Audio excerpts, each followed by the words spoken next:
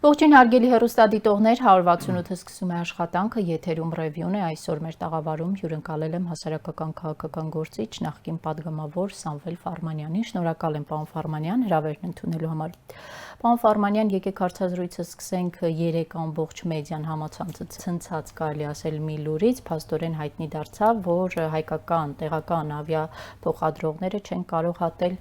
եվրոպական երկինքը, ըստ ձեզ սա ինչի հետևանք է, նոր իշխանության անգործության, թե խնդիրները շատ ավելի հեռուն են, շատ ավելի համակարգային են եւ որպես լուծման տարբերակ ինքներդ ինչն եք դիտարկում։ Մենք նախ շնորհակալություն հրավերի համար, մենք հասել ենք այսօր մի իրավիճակի, որտեղ կարծում եմ արդեն հարցերը դիտարկել իշխանություն կամ իշխանության ընդդիմախոսներ տիրույթում արդեն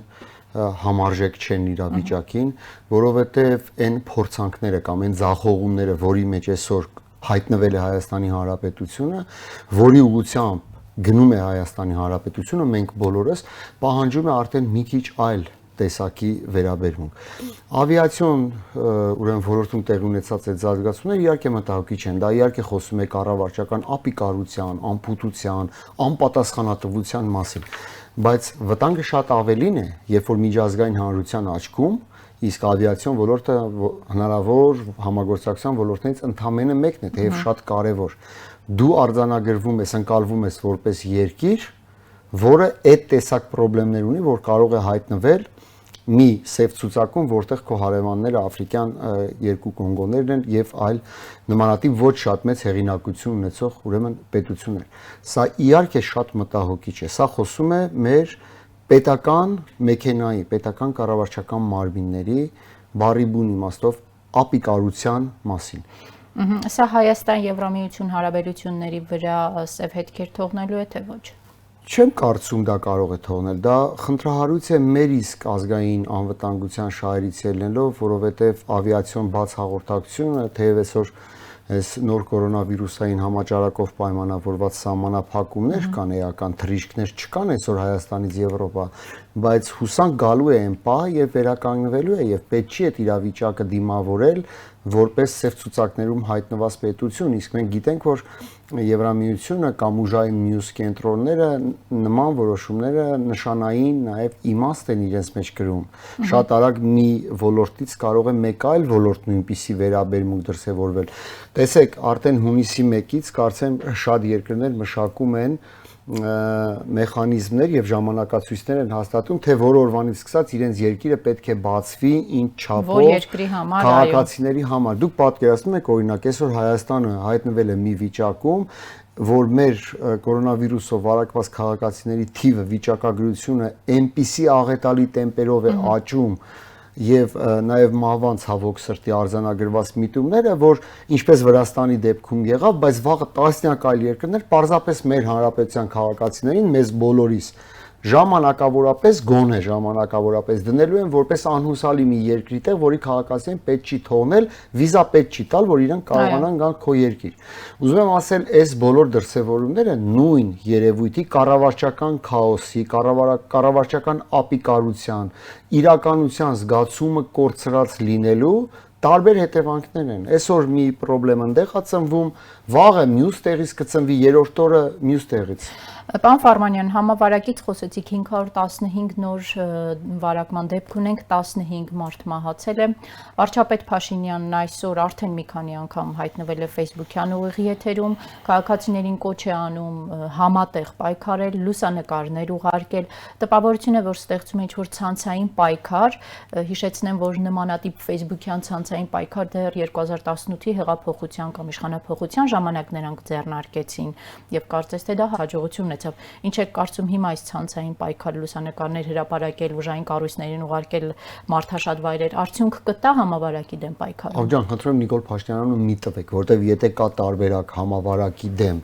պայքարելու այնպես, որ երկիրը չհայտնվի մեծ աղետի մեջ, որից 5 պակաս վիճակում ենք մեզ այսօր գտնվում։ Մոռացեք որևէ բան, որ Նիկոլ Փաշինյանի մասնակցությամբ կարող է օգտակար լինել։ Մեր երկրի կառավարության ղեկավարն է, անմիջական նրա հրահանգներով է կատարվում ցանկացած բան, հնարավոր է մոռանալ դա։ Հիմա ես ասում եմ այն, ինչ իրականությունն է։ Facebook-յան լայվերով եւ Facebook-ում հարկային մաքսային մարմինների ղեկավարներին ու տրանսպորտի տեխնոլոգիաների նախարարին հանձնարարություն տալով պետություն չեն կառավարում։ Սարսափելի է վիճակագրությունը։ Մենք մեծ աղետի շեմին ենք գտնվում, անգամ շեմին չէ, մենք մեծ աղետի պռնգին կանգնած ենք հիմա։ Եվ սա պատմական նշանակության իրավիճակում ենք մենք ապրում։ Վաղը մենք չպետք է անիծենք մեր բախտը, որ ժամանակակիցն ենք եղել։ Եվ ականատեսը շատերի դեպքում լուր ականատեսը, մյուսի դեպքում, չգիտեմ, մասնակիցն ու пассив դիտորդը մի այնպիսի աղետի, որ մեր թորներին ենք մենք պատմելու կամ իրենք են կարդալու։ Սա իրավիճակի սև նկարագրություն չէ, առողջապահական համակարգը բառի բուն իմաստով դուրս է եկել վերահսկողությունից, կոլապսի մեջ է։ Քո հիշատակած, ձեր հիշատակած երկրի վարչապետը հայտարարում է, որ անդունդի շեմին են գտնվում։ Չգիտեմ ում ականջների համար հայտարարում է, որ իմ երկրի ուժային կառույցները ի վիճակի չեն վերցնել վերահսկողության տակ զարգացումները։ Դրան զուգահեռ սոցիալ-տնտեսական միտումները հələ նայեք, հələ դուք շրջեք Հայաստանի գյուղերով, հատկապես այն մարզերում, Կոտայբանում, Գեղարքունիքում, Լոռիում, Շիրակում, որտեղ մարդիկ այս սեզոնին սովորաբար արտագնա աշխատանքի էին մեկնում եւ զրկված են այո։ Սովի են մատնված այդ մարդիկ։ Աղավին ջան, այստեղ Երևանի կենտրոնում նստած մենք կարող է կյանքը մեզ դեռ ճպտում է։ Մարդիկ այսօր տագնապով, անորոշությամբ եւ վտանգի զգացումով են դիմավորում ամեն բացվող օրը։ Նախ հասկանանք ով է այս ամենի պատասխանատու, պարոն Ֆարմանյան։ Պատասխանատուի նույնիսկ պատասխանատու պարզավոր իշխանությունն է, այստեղ թողնենք մի կողմ, եւ այդ լոլոները, որ ինքը խոսում է ժողովուրդը խնդրում է ժողովրդին, այո, ասում է, որ ինքն էլ է պատասխանատու։ Նիկոլ Փաշինյանը բազում դերեր ունի։ Հիմա ինքը նախընտրել է վերջին 2 օրը մտնել խղճահարություն առաջացնողի դերի մեջ։ Հələ բայց ասացին ուշադիր լսեք։ Ասում է, եթե ես մեղավոր եմ, ուրեմն ժողովուրդն է մեղավոր։ Որտեղ ժողովուրդն է ինձ բերել իշխանության։ Սա ուղղակի քաղաքական երեսպաշտության, սա քրեստոմատիական օրինակ է, ավելի դիպուկ օրինակ, կարող է 100 տարի հետ գնաք չգտնեք։ Այդ ժողովուրդը պետություն ընդհանրապես ստեղծել է, հələ պատմության վաղնջական փուլերում, հետո էլ իշխանությունա ձևավորում մի նպատակով, ինքը ասում է իմ անունից գնա դու որոշում կայացրա, որի արդյունքում իմ վիճակը լավանա։ Ձեռքերը լվանում հետ է կանգնում կառավարության ղեկավարի իշխանությունը, թողնելով ամեն ինչ ժողովրդի պատասխանատվության վրա։ Նորից կրկնեմ, Երանի թե որևէ կերպ հնարավոր լինել վերլուծել, թե ինչ է անում Նիկոլ Փաշինյանը։ Անկամ ինքը Նիկոլ Փաշինյանը չգիտի ինքը ինչ անում, ինքը իմ տեղը ստեղ նստած լիներ, ինքը չէր կարող ձեր արծին պատասխանել։ Ես ոնց վերլուծեմ ինչ է անում, բայց դա չի կարևորը։ Կարևորը ստեղծված իրավիճակի աղետալիությունն է։ Ես ասացի 3 կարևոր չափանիշներից ելնելով առողջապահական համակարգի կոլապս, տասնյակ հազարավոր գեր վտանգավոր դեպքերը ուղղակի մեր քթի տակ այլ ոնց ձևակերպեմ բժշկական առումով հիվանդանոցներում տեղ չկա, մարդկան ջերմությունով չեն ընդունում հիվանդանոց։ Այսինքն մենք մի քանի օր անց ընդամենը եթե հապաղենք, կարող ենք այնպիսի պատկերների ականատես լինել, որ սարսափ ֆիլմերում ենք տեսել բառի բուն իմաստով։ Սոցիալ-տնտեսական աղետալի իրավիճակ, մարդիկ գրեթե սովի մատնված, եկամուտները կորցրած, կառավարությունը թիթեռ նկարում բառի բուն իմաստով, փոխարենը ձեռք մեկնի, փող ճարի, պարզ ասեմ, փող ճարի, խնայողությունների հաշվին, արտաքին միջոցների ներգրավման, բյուջետային վերաբաշխումների միջոցով, մարդկանց ուղղակի գրպանը փող դնի, ես 2-3 ամիսը խայտարակ ես իրավիճակից հնարավոր լինի դուրս գալ, հետո նոր հələ մի քիչ աշներս գցենք վաղվան, հասկանանք մի շաբաթ հետո ինչ ենք անում։ Բայց ամենակարևորը, որի մասին չի խոսվում, սոցիալ-տնտեսական ու առողջապահական այս կոլապսի ֆոնին մարդիկ հասարակությունը մի քիչ մեր զգոնությունը հավաքական բթացված իշխանության մեղքով, որ մենք կիսապատերազմական վիճակում գտնվող երկիր ենք։ Սպառնալիքները արտաքին ոչ ոք չի չեղարկել։ Այդ խելոքներին ցանկանում եմ մի բան հուշել։ Երբ է ընդհանրապես որևէ հակառակորդ քեզ վրա հարձակվում։ Այն ժամանակ, երբ որ ինքը ուժեղ է, ոչ։ Նաև այն ժամանակ, երբ իր հակառակորդը թույլ է։ Լավ, մեր հավաքական ինքնագիտակցությունը, ես նորից եմ ասում, մենք վաղը մյուս օր չստացվի, այնպես մենք մեր բախտը անիծենք, մեր սերնդի մասին է խոսքը, որ ժամանակակիցն ենք դարձել այս ամեն ինչի։ Չանիծելու համար մեր առաջնային քայլերը որոնք պետք է լինեն, եթե իշխանության վրա հույս չենք դնում, ինչ ենք անում մենք։ Չէ, մեղմ է ձևակերպել իշխանության վրա հույս չենք դնում։ Նայ ինչ իրավիճակ ունենք այսօր երկրում։ ունենք կառավարություն, որը ապացուցել է, որ ինքը որևէ կերպ ի վիճակի չէ կառավարել համաճարակը։ Սա արձանագրենք։ Էլ ավելի է խորացրել, թողնենք պատմությունը ինչպես ոնց։ Մենք ունենք ավելի կարևոր իրավիճակ, որը ստեղծել է նոր քաղաքական իրողություն երկրում։ Նիկոլ Փաշինյանը չունի Հայաստանի Հանրապետության ժողովրդի մեծամասնության վստահությունը։ Սա այն հանգույցն է, սա այն առանցքն է, սա այն հարցերի հարցն է, որից պետք է գալ որպես լուծման բանալի։ Ես հիշեցնում եմ, հետս թղթեր եմ բերել հաղորդմանը պատրաստվելով։ 5-ից 6 անգամ Նիկոլ Փաշինյանը տարբեր առիթներով կրկնել է նույն միտքը։ Հիմա այս մեջբերեմ դրանցից 3-ը։ Փետրվարի 2, 19 թվական բառացի ասել է հետևյալը. Երբ իմ ժողովուրդը որոշի ինձ հեռացնել այդ պաշտոնից, ես կհեռանամ։ Գուցե կաշխատեմ որպես լրագրող կամ նոր գրքեր կգրեմ։ Իմաստն է, որ ես որ ժողովրդի վստահությունը չունենամ, մնում եմ ինչ անեմ։ Հաջորդը կառավարության մուտքի մոտ 18 թվականի մայիսի 11։ Որ պահից չի լինի հանրային աջակցություն, այդ պահից սկսած ես կդադարեմ լինել հանրապետության վարչապետ։ Միլանում նախորդ տարի նոյեմբերի 20-ին ես հրաժարականի մասին մտածելու կարիք չունեմ այնքան ժամանակ, քանի ունեմ Հայաստանի Հանրապետության ժողովրդի վստահությունը։ Իսկ երբ որ չունենամ ժողովրդի վստահությունը, որևէ մեկին չեմ թողնի, որ անգամ դրա մասին ակնարկի, րոպե առաջ կհեռանամ։ Եվ նման այլ հայտարարություններ։ Դուք ձեր Facebook-յան էջում գրել եք 10-ից 11% է վարկանիշը, հա, ուզում եմ հասկանալ ինչպես եք չափել։ Հիմա ես կգամ դրան։ Այսինքն սա գեր առանցքային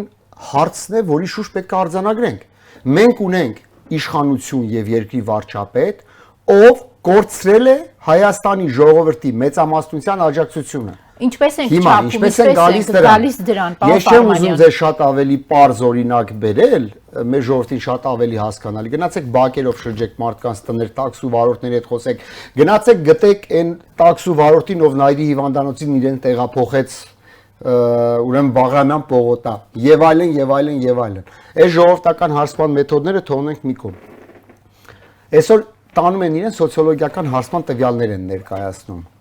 Բայց քանի որ այդ թիմը սոցիոլոգիական հարցումներ կարդալու փորձ չունի, ինչու՞մ ես իրենց չեմ մեղադրում, որովհետև Նիկոլ Փաշինյանի քաղաքական թիմը, Նիկոլ Փաշինյանի ձեռքում հայտնված ամենամեծ պատանդներն են, նրանք քաղաքական պատանդի կարգավիճակում են, խորհրդարանական խմբակցությունից մինչև կառավարության անդամներ։ Ինչու են պատանդ չեն ուզում, կարող են հրաժարական տալ հեռանալ։ Դուք եթե մենք այդ ամեն ինչը տեսնելով, վերլուծելով, նրանք իր ենթակայությամբ աշխատելով չեն տեսնում, չեն գիտակցում, որ գործ ունեն իրավիճակին բացարձակ ոչ համարժեք իրականության զգացումը կորցրած մարդու հետ, ում հանձնարարությունները մի կողմից հնարավոր չի անտեսել, ինչպես հիշում եք ԱԱՑ-ին հայտարարում էր, հանձնարարում էր գնացեք սատանա գտեք, ոստիկանությանը գնացեք բակեր տեսեք ինչ են երեխաները ոստիկանությանը ինչ որ անտրամաբանական հանձնարարություններ է տալիս, բայց գամ ձեր պատասխանին, ձեր հարցի պատասխանին։ Ուրեմն այդ սոցիոլոգիական հարցումները ցույց են տալիս մի բան։ 3 հարցվածներից 2-ը աղավնի գերադասում է չպատասխանել այդ հարցին, դուք վստահում եք Նիկոլ Փաշինյանին, թե ոչ։ Նրանք ովքեր հասկանում են ինչ բան է սոցիոլոգիական հարցումը եւ մեր հասարակության հոգեկերտվածքը գիտեն, նրանք կհուշեն կասեն, որ դա այն մարդիկ են, ովքեր եթե ունենային հակառակ կարծիքը որ մենք վստահում ենք Նիկոլ Փաշինյանին, դրա մասին կարտահայտվեին։ Որտեվ դա այդպես է, բոլորս հասկանում ենք իշխանությունից, իշխանությանը համակրող իշխանություն չել վախենում կամ որևէ մոտիվացիա չունի դարձնելու։ Եվ երբ որ ցուցանիշները դնում ես, որ 3-ից 2-ը հրաժարվել են պատասխանել, իրեն ձերքի տակ այդ ունեցած տվյալները, որ տանում իրեն են տալիս, ինքն էլ կարծում է, չէ, ես լավ մեծամասնությունը չի, բայց 45%-ը դեռ ունեմ։ Խափում են, որովհետև այդ մարտիկ ենթականները հասկացել են, որ Նիկոլ Փաշինյանը այսօր փախչում է իրականությունից, ինքը ուզում է այդ իրականությունից կտրվի։ Իսկ դա անելու համար իրան պետքա կերակրել եւ տանում տալիս են 10-11%-անոց այսօրվա ունեցած իր վարկանիշը, իրական վարկանիշը, մարդիկ, որոնք պատրաստ են իրեն աջակցել, որը չեմ ասում քիչ է, բայց անհրաժեշտ բավարար չի։ Պարոն Ֆարմանյան։ Բայց ինքը ինչ է ստեղծում։ Ինքը այս իրականությունն իմանալով իմ մոտ տպավորություն է, որ դեռ գերադասում է հավատալ այն աղմուկին, որ ինքը ստեղծում է, մի ժամվա ընթացքում, 2 ժամվա ընթացքում 48 անգամ Facebook-ում անլուրջ բան է գրում, համաժողովրդական ծաղր ու ծանակի առարկա դառնալով եւ Գլենդելից եկած այդ աղմուկին մի քիչ խապնվում է եւ իր ֆեյքերի բանակին։ Դուք նշեցիք Սա է Նիկոլ իրականությունը։ Փաշինյանը փախչում է իրականությունից, նրան սխալ ինֆորմացիա է ներկայացնում։ Ըստ էության այսօր նա հաստատեց դա, ասաց, որ ինքը շատ կոշտ կոպիտ զրույց է ունեցել ազգային անվտանգության ծառայության տնօրենի ոստիկանապետի հետ իրավիճակը ոչ ճիշտ իրեն ներկայացնելու համար եւ ասաց, որ հետագայում դրան եւս կանդրադառնա։ Այսինքն սա ցույց է տալիս, որ Նիկոլ Փաշինյանը գոնե այս մասով չի փախչում, խոստովանում է, որ իրեն սխալ ինֆորմացիա են ներկայացրել։ Հիմա նկարները տեսել է, կոշտ զրույցի է գնացել, դա էլ գուցե ունենա հետևանքներ, գուցե լինեն հրաժարականներ։ Պետության ղեկավարը, որը հրապարակային հելնում է եւ հայտարարում է, որ ես կոշտ զրույց եմ ունեցել իմ ենթակաների հետ, նա րոպե առաջ այդ աթոռին չպետք է լինի, որտեղ այդ զրույցների նպատակը իրավիճակի շտկումն է, ոչ թե մարդկանց աչքին թոս փչել, որ ես իմ աշխատողի հետ, իմ ենթակայի հետ կոշտ զրույց ունեցա։ Ինչի է դա անում, որտեղ Նիկոլ Փաշինյանի քաղաքական հիգիենային հակասող ընկալումներում բոլորը մեղավոր են։ Իր ենթակաները, Պարետը, առողջապահության նախարարը, ոստիկանապետը, ԱԱՑ-պետը, բոլորը, այսօր պարզվեց նաև ժողովուրդն է մեղավոր։ Այդ ամեն ինչի իմաստը ո՞րն է, որ ես մեղավոր չեմ։ Հետո այդ ում ականջների համար են նախատեսված այդ նախադասությունը կոշտ զրույց եմ ունեցել, հանձնարարություն եմ տվել։ Այսօր առավոտ երկիրը այս վիճակում չէ, երբ որ ոստիկանության վրա 100 բեռ է այսօր դրած։ Մի կողմից հանցավորության դեմ պայքարել, բացահայտումներ անել, այն մյուս կողմից էլ օգնել, որպեսզի այս համաճարակային իրավիճակում, չգիտեմ, մարդկային կուտակումներ չլինեն, ամբողջ օրը տեսնում եք փողոցներում ընկած բարձրախոսով այդ մարդիկ տանջվում են։ Այսօր առավոտ իմ հարազատ քրոջ աղջկան եւ փեսային հրավիրել են ոստիկանության բաժամունք, հիմա որ ասեմ, լսողը նույնիսկ այնքան սյուր իրավիճակում ենք մենք հայտնվել, որ ես լսողը չի հավատա դրան։ Կանչել են ոստիկանություն եւ բան են, ասում են ցուցմունք տվեք, բացատրություն տվեք, թե արդյոք դու քո մորը կաշառք ես տվել դիպլոմների միջուկները ստանալու համար։ Այսինքն այս իրավիճակում զբաղված է ոստիկանությունը նման գործով։ Դուք հասկանում եք սա ինչի մասին է խոսում։ Ավելի པարզ ցուցիչ, որ մենք աղետից 5 պակաս վիճակում ունենք իրականության զգացումը իսպար կորցրած եւ անպատասխանատու իշխանություն, ուղղակի լինել չի կարող։ Պարոն Ֆարմանյան, աղետից 5 պակաս ենք, ունենք անպատասխանատու իշխանություն, լավ, ինչ պետք է անենք ստեղծված իրավիճակից դուրս գալու համար, որն է ելքը, որն է այլընտրանքը, որտեվ բոլորը հիմնականում նաեւ ընդդիմադիր հատվածը անընդհատ խոսում են, թե ինչ չարեց կառավարությունը։ Ուզում եմ հասկանալ ինչ լուծման տարբերակ ենք առաջարկում կառավարությանը եւ արդյոք առաջարկած լուծման տարբերակը հնարավոր է լինելու գործող կառավարության հետ համատեղ։ Ջան, իրավիճակը իսկապես այնքան լուրջ է, որ հիմա հետ ժամանակը չի, հետ նայել թե ինչ արեց, ինչ չարեց, դրա ժամանակը կգա։ Հիմա պետք է կանխել մեծ աղետը, բարիբուն իմաստով, որը Աստված մի արասե կարող է ունենալ իր առողջապահական, սոցիալ-տնտեսական եւ անվտանգային դրսևորումներ։ Ինչպես կանխենք։ Այդ տեսակ աղետները ժողովուրդների կյանքում ամեն անգամ չեն լինում եւ չեն կրկնվում։ Մեր պարտականությունն է, քանի դեռ հնարավոր է կանխել, ինչպես։ Ինձ համար ակնհայտ է մի բան, որ պետք է այն կողմից կանք, հա, նպատակից պետք է կանք։ Այդ ինչ, որպեսզի ցույց չտանք ազգային նոր աղետ։ Ինչ անենք հիմա։ Նիկոլ Փաշինյանը իմ վկայաբերած հայտարարությունների հիմքով, իմ չարոց սրանք կեսն են, էլի կան։ Ինքը պետք է օր առաջ, ժամ առաջ, ինքնակամ թողնի Հայաստանի Հանրապետության վարչապետի պաշտոնը։ Բայց դա պետք է ձևակերպվի ոչ թե միայն ուղղակի տապալման արձանագրում, որ իրավիճակը այնքան վատ է, ես թողնեմ գնամ, այլ պետք է ծառայի նպատակակետին, դրան ինչ գործողություններ պետք է հաջորդեն, որ հնարավոր լինի երկիրը դուրս բերել այս մեծ նշմարվող, խորացող, սողացող փորձանքից։ Երկու տարբերակ կարող է լինել։ Առաջին տարբերակ գործող կառավարությունը իր կազմից հիմա երկու փոխվարչապետ ունեն, չէ՞, ես Մհեր Գրիգորյանին մի քանի անգամ շփման փորձ ունեմ, կարող եմ ասել, որ շատ լավ չճանաչելով ունի բավական փորձառություն, առնվազն իրավիճակը համարժեք գնահատելու, կառավարչական բավարար փորձ, առնվազն գիտակցելու པարզ բաներ, որոնք բոլորին թվում են པարզ ինչա պետք անել։ Խիստ կարանտինային ռեժիմ, մեկուսացում վարակի օջախների, թվի նվազեցում, սոցիալ-տնտեսական աջակցության փաթեթներ, այս իրավիճակից դուրս գանք, հետո նայենք առաջ ինչ է լինում։ Նույնը կարող եմ ասել ընդհանրապես կյանքում շփման փորձ չունենալով մեր մյուս բանի մասին, փոխվարչապետի Տիգրան Ավինյանի։ Ես կրկին եմ ասում, երբեք այդ մարդուն չեմ ճանաչել, բայց առնվազն հետևելով մի բան թվում է իրական, որ այդ մարդը գոնե համարժեք է իրավիճակի։ Եթե համարժեք է Պարետը, կարգված է Պարետ, նրա որևէ որոշում արդյունավետ եղել է մինչ այժմ։ Ես Պարետին պաշտպանող զրուցակիցներ հրավիրեք ուրիշ տեղերից ցած էր տաղավար։ Ես այդ դերը բնականաբար չեմ ստանձնի, իմ ասածը այս է, դուք ասում եք հետո ինչ լինի։ Ես ասացի սա մեխանիզմներից մեկն է։ Փոխվարչապետները վերցնեն պատասխանատվություն, նախ վերջ տան այս հակասական միջավայրին, ինչ որ սև, սպիտակ, կապույտ, երկնագույն եւ այլն, որտեղ երկիրը փորձանքի շեմին է։ Պատերազմի ժամանակ մարդիկ ժողովուրդները միավորվում են, մոռանում են ամեն ինչ։ Սպորտի ու պատերազմի իմաստը դա է, որ մարդկանց միավորում է։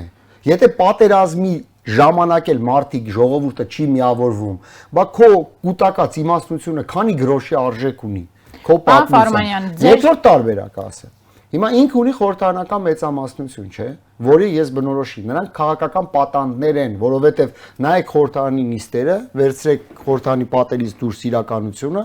այդ իրականության մեջ մարդիկ մատնվում են սովի, կորցրել են եկամուտները, չգիտեն իրենք կմեռնեն, թե սաղ կմնան, խորհրդարանի ներսում ինչ-որ ուրիշ կյանք է տեղի ունենում։ Սա ավելի լավ ցուցիչ իրականությունից խզվածքի չի կարող լինել, բայց այդ մարդիկ մեղավոր չեն, հանուն ճշմարտության։ Նրանք ավելի լավ գիտեն իրականությունը, քան անգամ ես ու դուք։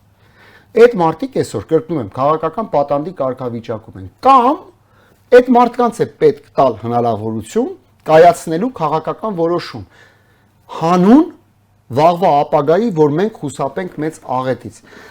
Եվ այս ամեն ինչը նպատակ պետք է ունենա, ոչ թե ասենք դուք ելնեք, ես գամ ձեր տեղը նստեմ կամ ինչ-որ մեկը։ Օրակարգ պետք է ձևավորվի, բացառել արտաքին ագրեսիան Հայաստանի եւ Ղարաբաղի ուղղությամբ, որպես գերառաջնահերթություն, այսինքն նոր կոմպետենտ թիմով, ում ուզում են հավաքեն։ Պարոն Ֆարմանյան, դուք նկարագրեցիք սցենար, որտեղ մեկ անձ է ամենը հեռանում, թիմը մնում է նույնը։ Թիմի աշխատանքը մենք 2 տարի է տեսնում ենք։ Հիմնական պատճառը այդ մարդն է, ում հեռացման մասին խոսում ենք։ Մարդը նստած Facebook-ում գրում է իր հարկայինի պետին, ասում է գնա ես տեսնեմ Դավիթ Անանյան, լուսանկարի հետքերը։ Անջան, ասենք մենք շատ բան ենք տեսել, ես հասկանում եմ, որ արդեն վարժվել ենք, բայց այ ձեր ցավը տանեմ, ել ոնց բացատրեմ, տենց պետություն չի ղեկավարվում։ Պարոն Ֆարմանյան, բայց ձեր նկարագրած սցենարում պահպանվում է քաղաքական թիմը, այն քաղաքական թիմը, որ այս 2 տարիների ընթացքում ցույց է տվել, թե ինչպիսի որոշումներ են ընդունում, ինչ որակի որոշումներ են ընդունում։ Ես ասում եմ, նախ պետք է միջանկյալ մի կառավարություն, ես ուղղակի մոդել առաջարկեցի, հիմա կարող են լինել 2-ի փոխարեն 20-ը, որը իր վրա վերցնի պատասխանատվություն։ Իմ քայլը խմբակցությունը կարող է իր վրա վերցնել պատասխանատվություն։ Խորհրդարանական խմբակցություն է, թողեք իրենց տեղում։ Ես խոսում եմ կառավարության մասին, ում ձեռքին է փողը, ում ձեռքին է իշխանական լծակները, ում ձեռքին է Հայաստանի անունից միջազգային գործընկերների հետ բանակցելը, խոսելը, աջակցություն ստանալը։ Գա 3 հարց իր առաջ դնի, լուծի, ասի, ես թույլ չեմ տալու սոցիալ-տնտեսական կոլապս, որ մարդիկ սովի մեջ հայտնվեն, առողջապահական այս կաշմար իրավիճակը բերում եմ շողուլի, այսինքն բացառում ենք այն ինչ որ այսօր քայլ առ քայլ ամեն օրվա ստատիստիկայով ավելի մոտենում ենք, եւ երրորդ բացառում ենք ագրեսիան մեր երկրի պաշտպանության ունակությունը Հայաստանի եւ Ղարաբաղի ուղղությամբ։ Այս 3 հարցը կարճ ժամկետում մենք լուծում ենք, դուրս ենք գալիս այս փորձանքից, հետո արդեն ստեղծված արդեն նոր քաղաքական իրավիճակի հանգույն գալիս են քաղաքական լուծումների արտահերթ խորհրդարանական ընտրություններ կլինեն, նոր քաղաքական մեծամասնության ձևավորում կլինի, ինչ կլինի։ Սա անձնապես կարող է շատերի համար կարևոր է, գերկարևոր է, բայց իրավիճակից ելնելով մեր պետության համար այսօր ամենակարևորը չի, այսօր մեր երկրին արտահերթ ընտրություններ վաղը պետք չի, մեզ ապակայունացման անդորը խժռող նոր գործողություն պետք չի, եղածը մեզ այս սենց է։ Մենք պետք է փորձենք այս փորձանքից խուսափել։ Ընդդիմությունը ինչ որակարգ պետք է ունենա այս իրավիճակում։ Ամեն օրը կարող է լինել ճակատագրական։ Ես իմ Facebook-յան գրառման մեջ արտահայտվել եմ։ Եթե Նիկոլ Փաշինյանը չկայացնի այդ որոշումը, դեպքերի զարգացումը բերելու է նրան, որ իր փոխարեն այդ որոշումը կայացնելու են այլոք։ Բայց ստեղ սա լրացուցիչ գին է ունենալու։ Ինչի եմ ես վկայաբերում Նիկոլ Փաշինյանի բազմակի հայտարարությունները արված։ Ինքը պարտավոր է մի պահ գիտակցել ստեղծված իրականությունը եւ գոնե էս մի հարցում թողնենք իր քաղաքական առաքելությունը, լավ վատ թող պատմությունը գնահատի, հետո եկող իշխանությունները այդ մասին կարտահայտվեն։ Առաքելությունը ավարտել է, նա առաքելություն չունի Հայաստանում, նա առաքելություն չունի։ Ինքն էլ մեղավոր չի, ինքը փնտրում է, չի գտնում, ինքը չի գտնում իր առաքելությունը, տեղից է ծնվում այդ բոլոր տեսակի դերերը։ Մի օր ինքը խղճահարված Ամենը վարչապետի պաշտոնը զբաղեցնելն էր նրա առաքելությունը եւ այդքանով ավարտվեց։ Չէ, ընդհանրապես այդ կթողնենք։ Խոսքը այլ բանի մասին է, որ մեր երկիրը իսկապես ուներ արդիականացման կարիք աղավնի։ Մեր երկիրը ուներ նախկինում գոյություն ունեցած արատավոր երևույթները բացառելու, հետ շպրտելու, անցյալում թողնելու կարիք։ Հիմա այդ մարդը հանուն ճշմարտության մեծ դեր է ունեցել արձանագրելու, որ մեր ժողովուրդը, մեր ազգային շահերը պահանջում է, որ այդպիսի երևույթներ, չգիտեմ, քրեական օլիգարխիայից մինչև կոռուպցիա եւ այլն, պետք է այսել գնահատել, այսինքն պետք չի միայն սևացնել, բայց նաեւ պետք է ամենակարևորը ֆիքսել, որ եթե դու տեսնում ես, որ քո դիմացը ձոր է, որտեղ դու գլորվում ես, եղբայր, բայց չգիտեմ, 3000-ամյա պատմություն ունենք։ Մենք անուն ինչ տնենք, ասենք, դառնանք ականատես, ոնց ես դու Facebook-ում րոպեն մեկ անիմաստ նկարներ դրում, այդ ձևով երկիրա կառավարում։ Եթե Նիկոլ Փաշինյանը չգիտակցի, ինչ գին է վճարել։ Եթե նա կորցրել է իսպառ կապը իրականության հետ եւ չի գիտակցում վերահաս ազգային աղետը եւ չի գիտակցում պարզ իրողություն, որ նա այլևս չունի մեր ժողովրդի մեծամասնության վստահությունը։ Եվ այդ հիմքով ինքնակամ չի թողնում հանրապետության վարչապետի պաշտոնը, հրաժարական չի տալիս, ապա դեպքերի զարգացումը բերելու են նրան, որ այդ նույն որոշումը իր փոխարեն կկայացնեն այլոք։ Այդ այլոք, ես գաղտնիք չեմ ասում, լինելու է իր խորհրդարանական խմբակցությունը։ Մի վարքյան չկասկածեք, վերցեք քաղաքական պատմության տարբեր էպիզոդներ կան համաշխարհային, որտեղ ի վերջո այդ մարդիկ պարտավոր չեն ապագայի առաջ կրել պատասխանատվություն մի բանի համար, որ մի անձ իրավիճակին բացարձակ ոչ adekvat կորցրել է իրականության Պարոն Ֆարմանյան, տեսեք դուք ասում եք լինելու է հենց իր քաղաքական մեծամասնությունը խորհրդարանի։ Դա քաղաքական տրամաբանությունն է, աղա։ Բայց խորհրդարանական մեր քաղաքական մեծամասնությունը, օրինակ ես այսօր առավոտից հետևում եմ ազգային ժողովի նիստերին, ես տեսնում եմ թե ինչպես են բոլորը նույն տեքստերը, որը պաշտպանում է Նիկոլ Փաշինյանին, որով նրանք կոչ են անում ժողովրդին գիտակցել իր պատասխանատվությունը, բոլոր իմ քայլական падգամավորները մեկը մեկին հերթ չտալով բարձրանում է արժանամբիոն, ելույթներ է ունենում հօգուտ Նիկոլ Փաշինյանի, ժողովրդին կոչ է անում գիտակցել պատասխանատվության չափը, իջնում ամբիոնից գնում է։ Որևէ падգամավոր ես չտեսա, որ ելույթ ունենար եւ ինչ որ միտեղ այո ընդուներ, որ կառավարությունը այո սխալ է եղել։ Եվ տպավորություն է, որ բոլոր 88 падգամավոր լծված է մեկ գործի։ Այդ մարդկանց պետք չի մեղադրել։ Այդ մարդիկ որքան էլ ազնիվ կամ անազնիվ գտնվեն, զրոյական ազդեցություն ունեն ցավոք սրտի այս իրավիճակում դեպքերի զարգացման վրա։ Ես այսօր առավոտյան էլ այդ մասին գրել եմ Facebook-ում, ձեր մոտ եթե թույլ տաք կրկնեմ։ Մենք գործ ունենք Հայաստանում իշխանության դասական ճգնաժամի հետ։ Սա քաղաքագիտորեն ձևակերպումը, ո՞րն է դա։ Երբ որ իշխանությունը կորցնում է դեպքերի զարգացման վրա ազդեցությունը, երբ որ իշխանությունը այլևս իզորու չէ իրավիճակին համարժեք որոշումներ կայացնել։ Եվ հիմա այս համատեքստում, երբ որ բոլորս հասկանում ենք, որ մեր նորագույն պատմության ամենաանձնակենտրոն իշխանության հետ գործ ունենք իդեմս Նիկոլ Փաշինյանի։ Ոչ մեկ Հայաստանում, ոչ Լևոն Տեր-Պետրոսյանը, ոչ Ռոբերտ Քոչյանը, ոչ Սերժ Սարգսյանը այդպիսի անձնական իշխանություն, ինչպիսին Նիկոլ Փաշինյանը ուներ կամ դեռ ինչ-որ մի բան ունի, չեն ունեցել։ Եվ դուք գնում եք ազգային ժողովի падգամավորներին մեղադրում եք մի բանում, որ ձեզ չեմ ասում ընդհանրապես, հա դիսկուրս է։ Մի բանում, որ իրանք որևէ բան չեն ձեռնարկում իրավիճակի հանգուցալուծման համար, նորից կրկնեմ, նրանք քաղաքական պատաններ են։ Նիկոլ Փաշինյանը քաղաքական պատանդառու է։ Դեպքերի զարգացումը իմ նկարագրած սցենարով անխուսափելիորեն բերելու են քաղաքական նոր իրավիճակի արձանագրման, որ մենք ունենանք վարչապետի փոփոխություն, բայց ստեղ հարցը հետևյալն է, մեր երկրի իրավիճակը այսօր աղավին ջան այնպեսին չի, որ ինչ որ պաշտոնակրվի տպավորություն թողնում։ Ես չգիտեմ նույնիսկ ով այն համարձակ մարդ առաքելության զգացում ունեցող, ով կստանձնի վարչապետի պաշտոնը, իմանալով ստեղծված իրավիճակը, ով հասկանալով դրա վտանգավորությունը։ Հələ ես ձեզ ակնարկներ արեցի նաև արտաքին ուղղությամբ։ Մենք չգիտենք Ղարաբաղյան բանակցություններում ի վերջո որ կետին ենք մենք հասել եւ դրա տակ ինչեր կան թաքնված կամ ինչեր կարող են լինել։ Այսինքն դա պետք է լինի մի մարդ, ով առաքելության ոչ թե սովորական զգացում ունենա, ոչ թե իրավիճակի համարժեք եւ խորը պատկերացում ունենա, այլ բարի բուն իմաստով պետք է լինի ճգնաժամային մի այնպիսի կառավարիչ, որ կարողանա իմ թվարկած 3 ուղղությամբ մեր ժողովրդին փորձանքից հեռու պահել։ Ձեր ներկայացրած սցենարի հարցում ինչ դերակատարում ունի ընդդիմությունը։ Խորհրդարանի ներսում, խորհրդարանից դուրս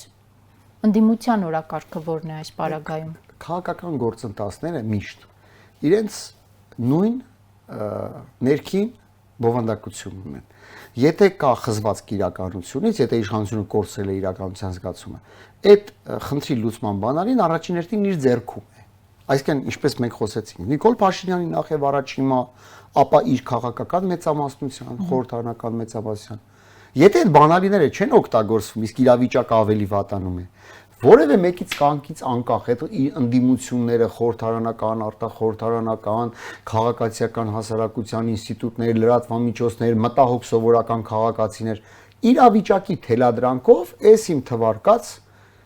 մարտիկ խմբերը ժողովուրդն է դառնում այդ հարցի լուծողը։ Հիմա քանի որ մենք գտնվում ենք համաճարակի մեջ, հասկանալի պատճառներով երկրորդ սցենարը կարող է աղետաբեր լինել, ինչքան էլ պարտադրված, բայց աղետաբեր լինել մեր պետության համար։ Պետք է սառնասրտություն, պետք է իրավիճակի ճիշտ գնահատում եւ նաեւ պետք է մի քիչ էլ առաքելության զգացում այն մարդկանց համար եւ այդտեղ ես նկատի ունեմ հնարավոր նոր կառավարություն, որպեսզի ճիշտ հասկացվեն, որը հասարակությանը կհուշի, որ մենք գործ ունենք մեր երկրում համերաշխությունը վերականգնելու հետ։ Այդ անիմաստ բաժանումները գույների միջև, չգիտեմ, տարատեսակ, լավագույն ռեսուրսը պետք է քամել, սեղմել, այն ինչ որ մենք ունենք երկրում կառավարչական, դնել այդ կառավարությունում այս արտակարգ իրավիճակի պայմաններում խուսափելու աղետից։ Սա է իմ պատկերացումը։ Քաղաքական լուծումները, թե հետո նոր ընտրությունը, այդ հետո կգա, դա էլ է կարևոր, բայց հիմա մենք հլա ապրելու խնդիր ունենք։ Չմեռնենք, հետո մտածենք ապրելիս մենք ընդհանրապես ոտքով շարժվենք, թե մեքենայով։ Ցավում եմ այս դեպքերում, որ այս պատմաբանի մասնագիտություն եմ ընտրել, որովհետև մի բան է, երբ որ դու ժամանակակից որպես ապրում ես, զգում ես սրությամբ, ինչպես բոլորս տեսնում ենք, մի բան է, երբ որ մի քիչ ժամանակի հեռվից ես նայում այսօրվա իրավիճակին, տեղի ունեցողին, ոնց որ իսկապես ամաչում ես, որ դու կարող է դառնաս այդ հնարավոր ամենավատ զարգացումների լուր ականատեսը, վկան կամ անկարող մասնակիցը, որ չկարողանաս փոխել ու այդ գիտակցությամբ շարունակել ապրել։ Լսեք, մենք տարբեր փուլերում պատմության պետականություններ ենք կորցրել։ Եմ Արշակուններից, դրանց առաջ Արտաշեսյաններ, հետո Բագրատներ, Կիլիկյան Հայաստան, ի վերջո առաջին հանրապետությունը։ Միշտ ես այս օրինակը բերում եմ, հələ գնացեք, կարտացեք այդ ժամանակաշրջանի նախկինում պատմիչներ, առաջին հանրապետության դեպքում արդեն օրաթերթեր եւ այլն։ Այդ ժամանակակիցների գրագրությունները, գրածը, պատմությունները, հոդվածները, խոմ այդ մարդիկ իրենք 5-6 շաբաթ առաջ չեն զգացել, որ իրաց պետականությունը կործանվում է։ Այդ խոմ այդպես աստղերի նշանով չեն զգում։ Դա սողացող, ընթացող ճգնաժամ է, որը բերում է վերջնարդյունքի եւ հետո ժամանակը ինչքան գնում առաջ, դու հետ ես նայում տեսնում ես, թե ինչ պատմական նշանակության փորձանքի մեջ ա եղել ժողովուրդը եւ կորցրել է պետականությունը։ Ասեք, ես չգիտեմ մեր սերունդը, մեր նկատի ունեմ այսօրվա ապրողները ինչ անեծքի տակ կընկնեն բարի բուն իմաստով, եթե հանկարծ մեր պետականությունը որևէ բան պատահի։ Ոչ մեկ հետո չի հիշելու ոչ այդ մարդկանց անունները, իրանց վեճերը, իրանց կերածը, իրանց չգիտեմ ինչը։ Գնահատականն է մնալու, որ այդ պատմության փուլում այդ սերունդը կորցրեց հայոց պետականությունը։ Ես չեմ ուզում մարդկանց վախեցնեմ այս արտահայտությամբ։ պետականության կորուստել ոնց է լինում, երբ որ քո ամբողջ պետական ինստիտուտները հեղինակազրկված կազմաքանդված վիճակում են։ Երբ որ դու քո բերանով վեր ես կենում, ում ականջների համար ես հայտարարում, որ իմ ուժային կառույցներն ի վիճակի չեն վերահսկելու իրավիճակը, ում ականջների համար է սա։ Թշնամին ոնց է անցալելու քո այդ հայտարարությունը որպես պետության ղեկավար։ Եվ վերջում պարոն Ֆարմանյան, ինչու հասանք այս իրավիճակին գլոբալ, սրա պատճառն այն էր, որ մեր կառավարության ղեկավարը անփորձ էր, կառավարման փորձ չուներ, ինչն էր, հասարակությանը սկզբից բաժանեց սևերի սպիտակների, հիմա համախմբումը դժվար է, որն էր պատճառը։ Տեսեք, ես այսքան քննադատում եմ, չէ, բայց պետքա ճշմարտությունը բոլոր կողմերով նայել։ Ուրա Երանի թե լիներ այնպիսի իրավիճակ, որ անկախ անձերից, եթե մենք ունենք գործող ղեկավար, ումից կա հիասթափություն, ումից կա վտանգի զգացում տագնապ, 2-3 այլընտրանք ունենայինք, որ հասարակությունը ինքը դրանով պաշտպանված իրեն զգար, որ ասել այն նա չէ, ուրեմն սա։ Երանի թե մենք ունենայինք Եվ դա ճիշտ քաղաքական համակարգ էր։ Բայց հիմա ո՞րն է այս իրավիճակի առանձնահատկությունը։ Հələ մենք եկեք ինքներս հարց տանք, իսկ կարողա պատահի հատուկ է հրահարվել այս իրավիճակը, որ մի կողմից դու ունես հանրապետության նախկին նախագահներ, բոլորը իրենց փորձով կուտակած, վստահ եք, չէ՞ որ Լևոն Տեր-Պետրոսյանից մինչև Քոչարյան, Սերժ Սարգսյան ասելիք կունենան, եթե ոչ հրապարակային գոնե խորհրդապահական, գործընկերային, որ ասեն աղա ջան, այս բանը վտանգի ես մոտենում, սենց ասա, ուր են այդ մեխանիզմները չկան։ Ստեղծված է այդ մարդկան չուժ, անկախ անձնական վերաբերմունքից մի այնպիսի մտնոլորտ, որ այդ մարդիկ իրենք կվարանեն հրապարակային ձևով, քեզ ասեն կամ ինձ ասեն, ոտքդ քարին ես խփում, հերո պահի։ Մյուս բոլոր քաղաքական ուժերը որևէ մեկ այսօր չունի հասարակության մեծամասնության վստահությունը, բայց իրավիճակի իրական տրագիզմը դրանում է կայանում։ Միտումնավոր ոչնչացվեց այդ ամենը եւ արտաքին թե պետության իմունիտետի, նրա ինստիտուտների թուլացումը, դա թող իրավաբանները որակեն, թե ինչ քրեական դիսպոզիցիայի է ենթակա, դա արդյոք դիվերսիա է թե ոչ,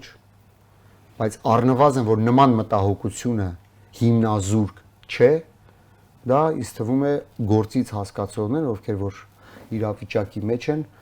երևի կհավաստեն։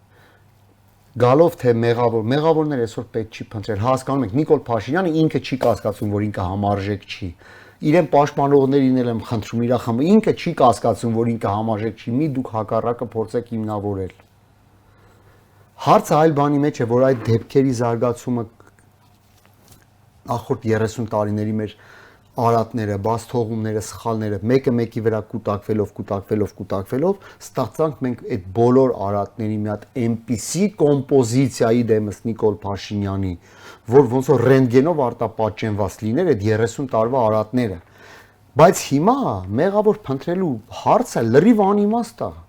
Ինչ կապ ունի ով է մեղավոր, եթե երկիրը անդունդի եզրին է, ինչպես Նիկոլ Փաշինյանն է ձևակերպում։ Ում ասենք հալա ապագա պատմաբաններն այդ հետաքրքիր կլինի կամ չգիտեմ ինչ։ Պետք է օր առաջ, ժամ առաջ անգամ կանխել անթույլատրելին, ժամ առաջ։ Մենք պատմական օրեր ենք ապրում հիմա։ Շնորհակալություն։ Ձեզ շնորհակալություն։ Հարգելի հեռուստադիտողներ, հիշեցնեմ, որ 168-ի եթերում ես զրուցում էի Սամվել Ֆարմանյանի հետ, ցտեսություն։